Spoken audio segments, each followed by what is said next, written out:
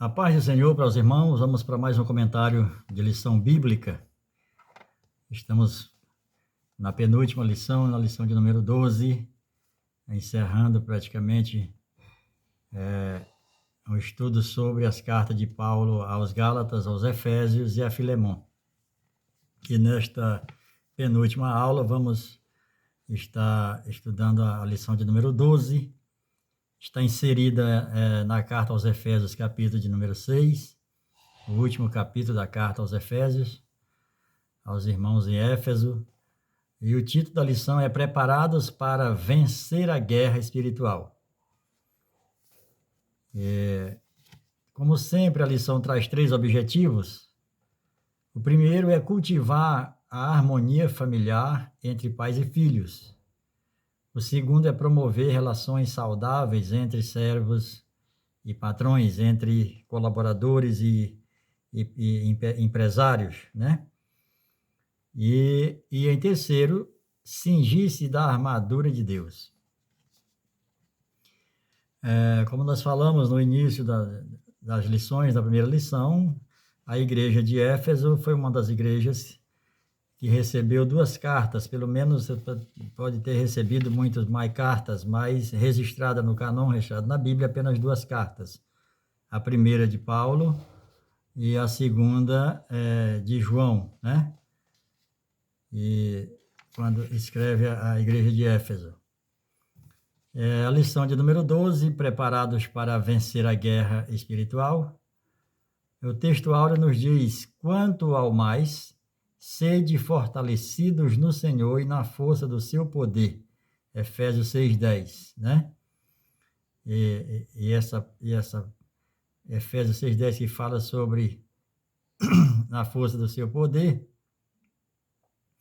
aperfeiçoado, que o nosso poder, na nossa força, ela é aperfeiçoada na nossa fraqueza. O Senhor, ele nos aperfeiçoa o seu poder na nossa fraqueza, segundo os Coríntios 12, 9 e 10. A verdade prática, é aquilo que devemos colocar em prática na nossa vida, diz, nenhuma vitória alcançaremos se não for pela ação da palavra no poder do Espírito Santo nas nossas vidas. O comentário, que aliás a introdução fala neste capítulo, no capítulo 6 de Efésios, Paulo dá continuidade à questão da família e aborda as relações de trabalho e aponta as armaduras que nos habilitam para a guerra no mundo espiritual. Há muito aprendizado nesta última parte da carta aos Efésios, nesse último capítulo. O primeiro ponto fala relações, né, relação familiar entre pais e filhos. Na lição anterior, Paulo ele traz acerca do marido, né, do esposo, do marido e da esposa, né, do homem e da mulher, como nós falamos. E aqui está trazendo uma relação entre pais e filhos. Efésios 6, de 1 a 4.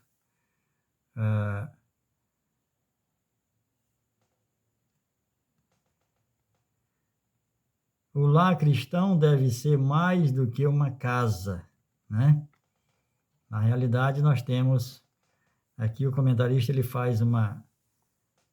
traz aqui uma relação muito, muito importante, né? Porque nós temos o prédio, do prédio pode ser uma casa, da casa passa a ser um lar, e no lar passa a ser uma família. E nós falamos na última lição, acerca de que não é por uma casa estar cheia de gente que é uma família. Isso pode ser um ajuntamento, na melhor das hipóteses, um ajuntamento de pessoas.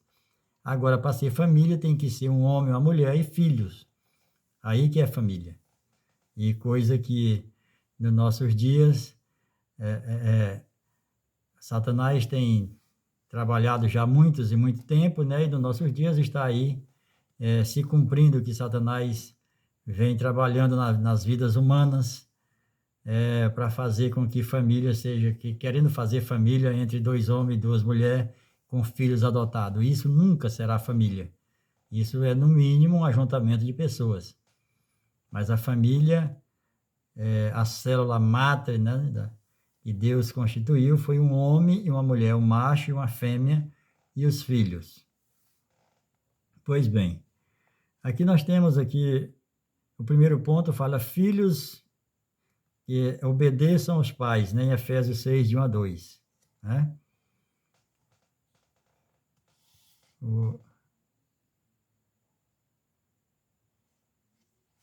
Então, aqui Efésios, capítulo 1, aqui o primeiro ponto da lição fala em Efésios 6, de 1 a 2. Filhos, obedeçam aos pais. Filhos, obedecei aos vossos pais no Senhor, porque este é o primeiro mandamento com promessa, né? Honra teu pai e tua mãe. E aqui nós temos que esse honrar pai e mãe, você pode honrar tanto na presença quanto na ausência. E na ausência, é muito melhor quando a gente pode honrar os pais na ausência. Quando estamos longe dos pais, é que nós podemos honrá-lo mais ainda, né? Aqui nesse ponto, existe em nossos dias uma crise de autoridade no seio das famílias, né? Essas autoridades, elas foram sendo deixadas de lado por conta da ausência dos pais nas famílias, né? Se vê hoje muitas famílias, muitas mães e filhos sem pai, muitos filhos sem pai e mãe, e aí isso já deixou de ser uma família. E isso tem causado bastante problemas, graves problemas, para as pessoas, para essas criaturas que são formadas em casas que não são lares, em casa onde não há família. Então, a ausência do pai, a ausência da mãe tem gerado problemas seríssimos nas crianças e no adolescente e depois como adulto, né? Nós sabemos que a família é um pilar muito importante para a igreja, porque a igreja ela começa na família. Aí vamos aqui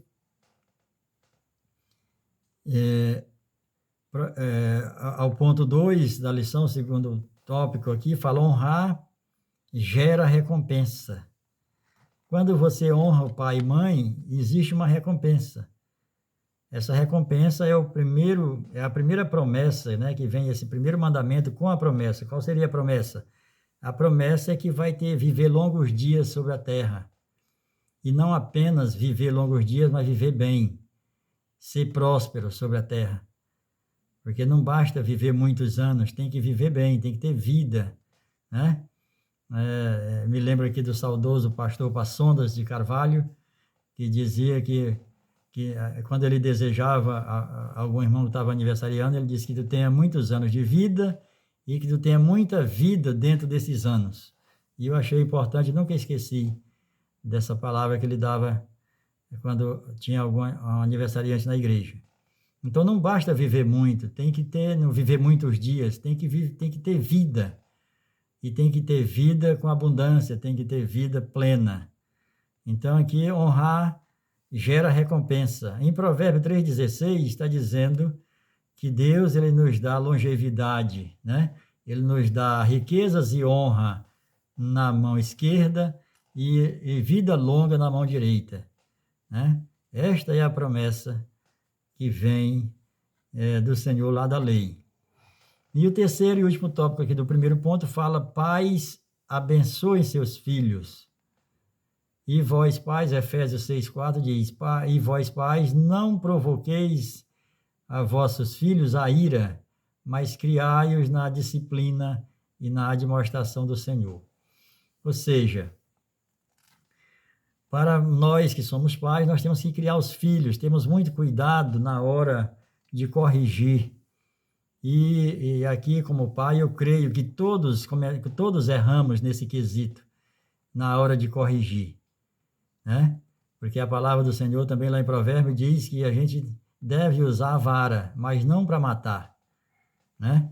Mas eu creio que todo pai cometeu algum tipo de erro com seus filhos.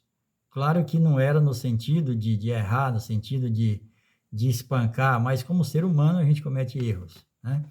E aqui a palavra está dizendo para a gente não suscitar a ira dos filhos, para a gente ter uma palavra, seja ela de correção ou de conselho, mas que o filho, muito embora ali no momento ele se zangue, porque a própria palavra de Deus diz que na hora da correção, ela não é boa.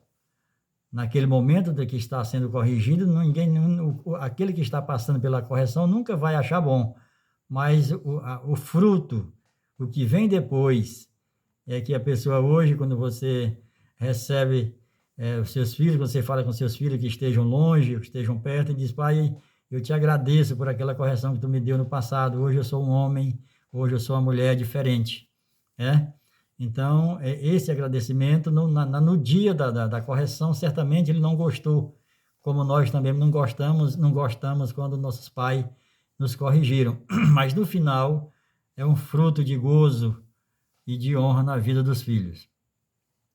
O segundo ponto fala servos e senhores. Aqui também está tratando com empresários e hoje, cada tempo tem o seu linguajar, tem a sua cultura, né? Hoje se fala em colaborador. Tem os empresários e tem os colaboradores, né? Antigamente, eram os senhores e escravos. Essa palavra escravo, ela foi deturpada, né? As pessoas deturparam ela, os senhores usaram mal essa palavra e realmente abusaram dos seus funcionários, porque a palavra escravo, empregado e colaborador e servo, tudo é a mesma coisa, né? São pessoas que prestam serviço a outrem. Abraão, por exemplo, era um senhor de escravos. Ele vendia e comprava escravos. Quando você vai lá para Gênesis, capítulo 14, verso 14, e ele tem aquele primeiro problema lá para livrar o seu sobrinho Ló, que tinha saído da sua presença, e aí se envolve numa guerra de 5 reis contra 3, e aí 318 escravos nascidos na casa de Abraão. Só os escravos que eram nascidos na casa dele, 318 que ele leva para essa guerra. Então Abraão era um senhor de escravos, se você for olhar hoje, mas Abraão, um homem pai da fé, amigo de Deus, mas é porque era prática, né? Não é que escravo era uma coisa ruim, não. Inclusive hoje, colaborador, funcionário, empregado e servo, dependendo de quem é o patrão, a pessoa continua sendo um escravo da maneira pejorativa.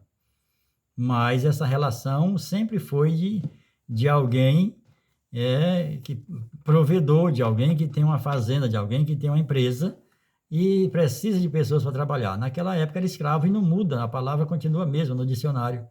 Escravo, servo, colaborador, empregado. Tanto é que hoje nem empregado a gente pode falar mais, né? É meu empregado, né? Não pode, hoje é colaborador, porque é uma questão cultural, as coisas vão mudando, a palavra é a mesma, a doutrina é a mesma, mas a cultura muda. E aqui o primeiro ponto do segundo tópico fala orientações aos servos. E aí traz aqui Efésios 6:5. Quanto a vós, outros colaboradores, empregados, servos ou escravos, obedecei ao vosso Senhor, segundo a carne, com temor e tremor, na sinceridade de vosso coração. Ou seja, é para nós, funcionários, tratarmos os nossos patrões como se estivesse tratando com o Senhor. E nós vemos aqui uma passagem bíblica no segundo tópico aqui do segundo ponto, muito interessante, que é Abraão aqui com seu escravo Eliezer, né? E aqui nós temos que, nesse primeiro ponto, entender que quando nós prestamos um serviço para alguém, nós temos que fazer isso, nós que somos salvos, que somos crentes, nós temos que fazer esse serviço como se fosse para o Senhor. Imagine que hoje na igreja, até fazendo diretamente para o Senhor, você vê pessoas fazendo de maneira relaxada, né? E o profeta Isaías diz: maldito o homem que faz a obra do Senhor relaxadamente. Mas a gente vê hoje na igreja pessoas fazendo literalmente para Deus e fazendo de mau gosto, fazendo relaxadamente, achando que está fazendo para o pastor, achando que está fazendo para o seu líder, né? E não é. Você tem que fazer tanto seja na igreja fazendo diretamente para Deus, como fazendo no secular, para uma pessoa, para um patrão, você tem que fazer como se fosse para o Senhor. Assim como José lá no Egito fazia as coisas para Deus, e o resultado para o homem era grandioso, era maravilhoso. Da mesma forma que a gente possa fazer isso.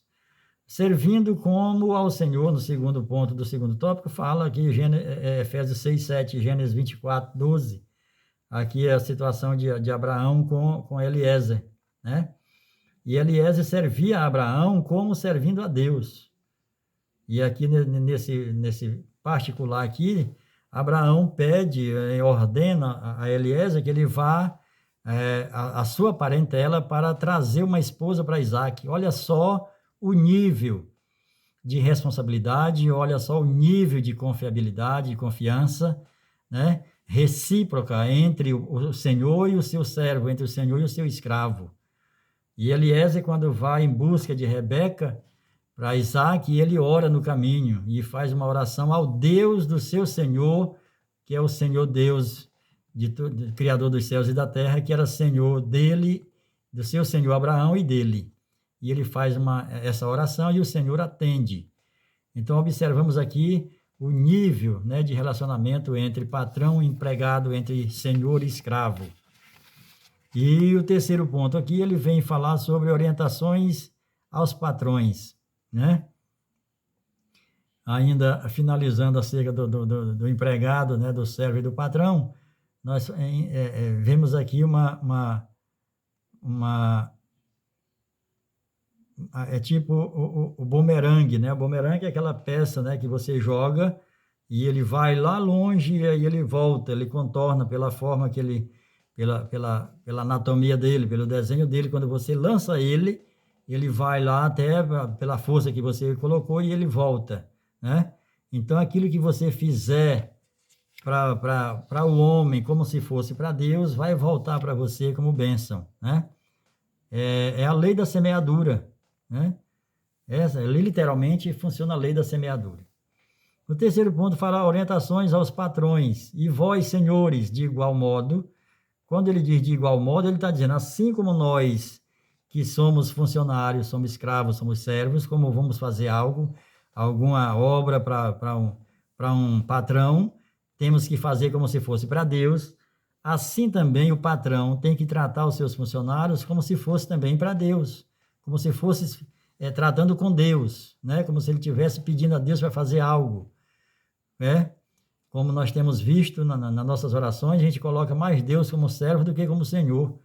Tem gente que acha que o Senhor é para sair aí com a varinha de mágico, fazendo as mágicas, trazendo as respostas das suas orações como se fosse um servo. E nós é que somos servos e não o nosso Deus.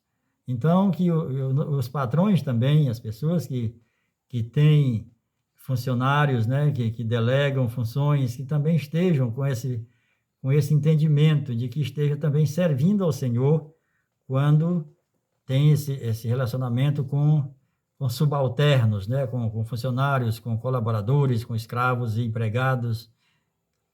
Pois bem, então vamos para o terceiro e último ponto, guerra espiritual. Nós temos aqui, como Efésios 6, de 10 a 24, né, guerra espiritual, como ministrando na primeira lição de Efésios, esta carta é um verdadeiro tratado de escatologia. Paulo expõe diversos ensinamentos, né,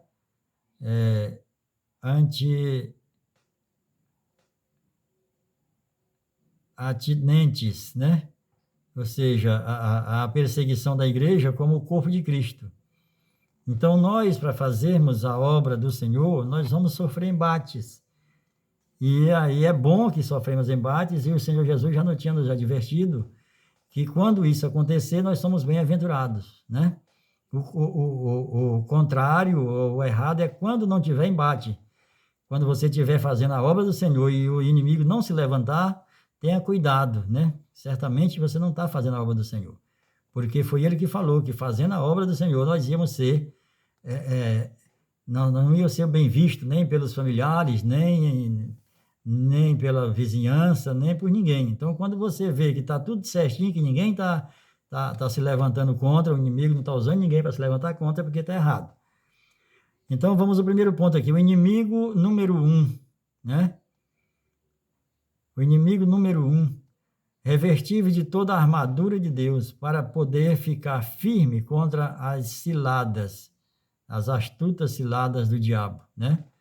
O inimigo número 1 poderia ser o mundo, às vezes, mas não é. Às vezes o inimigo número 1, às vezes Deus levanta dentro da própria igreja, né? Dentro de pessoas do nosso próprio relacionamento, ali da igreja, que é ali como foi com a vida de Cristo, né? Aquele que mete comigo a mão no prato, né? Então, não vá achar que o inimigo número 1 é uma coisa que você é um estranho, alguma coisa. Geralmente é quem mete a mão com você no prato.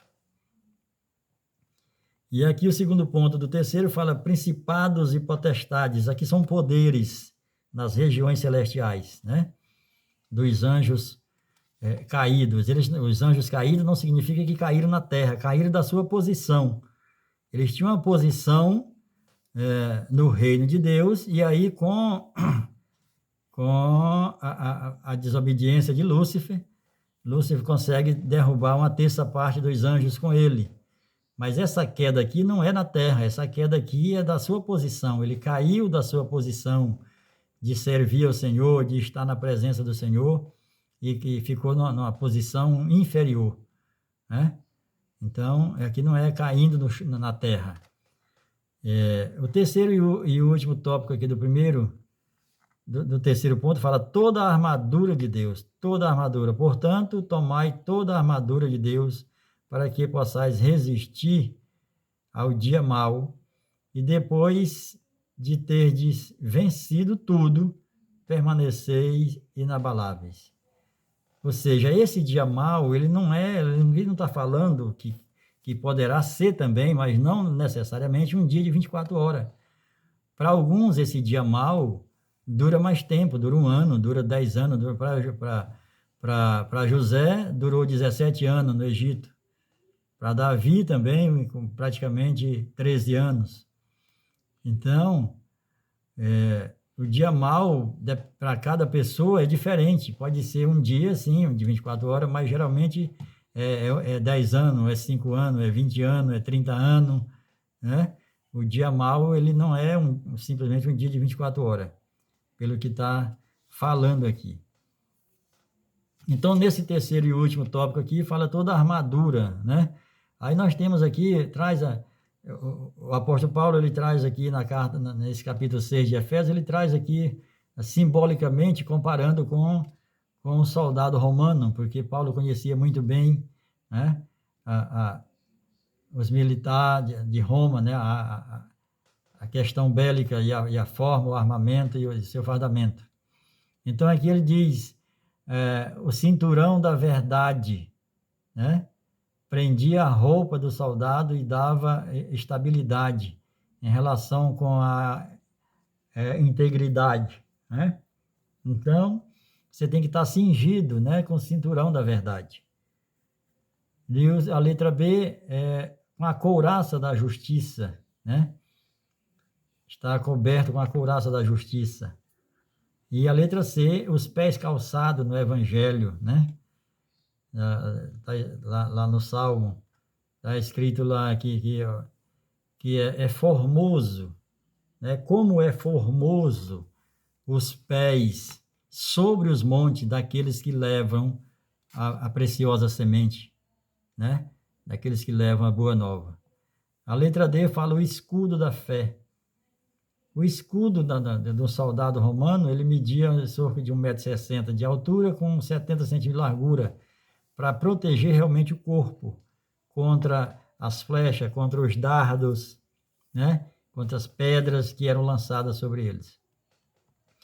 A letra E, o capacete da salvação era de bronze e protegia a cabeça do soldado. Tem relação com a proteção da nossa mente, para que a gente tenha uma mente do Senhor, para que a gente guarde a nossa mente contra o mundo, contra as coisas do mundo.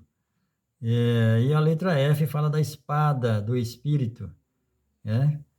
E nos nossas lutas, o Espírito Santo usará a palavra de Deus que está em nós. Então, a espada é a palavra do Senhor. E nós temos que ter cuidado, porque o Satanás também usa a palavra do Senhor. Às vezes a pessoa pensa que Satanás não fala a verdade por ele ser o pai da mentira. Como a gente vê lá em Pedro, né? E a carta de João também, que o Satanás é o pai da mentira. Mas ele fala a verdade também. Só que quando o Satanás fala a verdade, ele fala em benefício próprio. Ele não fala a verdade no nosso benefício. E aí isso fica bem claro quando ele vem tentar Jesus.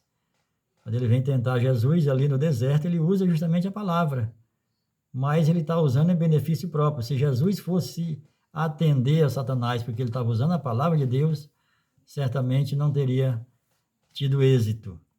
Mas nós temos que ter cuidado, porque tem muitos que vêm com a palavra de Deus, mas não honra essa palavra, não vem vivendo essa palavra, está usando a benefício próprio. Então tenhamos cuidado com aqueles que manuseiam. Por isso que Paulo diz, fala para Timóteo, né? Tenha cuidado, né, de manusear bem a palavra da verdade. Porque tem muita gente que, apesar de ser a palavra da verdade, mas não manuseia corretamente. E nós temos que ter cuidado para manusear bem a palavra da verdade. Glória a Deus por mais uma lição de número 12, a penúltima lição. A próxima lição vai ser já na carta a Filemon, e essa última lição do capítulo 6 de Efésios. Graças a Deus por mais esse privilégio, que Deus abençoe a todos. Tenham uma boa aula, a pastores, a professores e alunos, em nome de Jesus.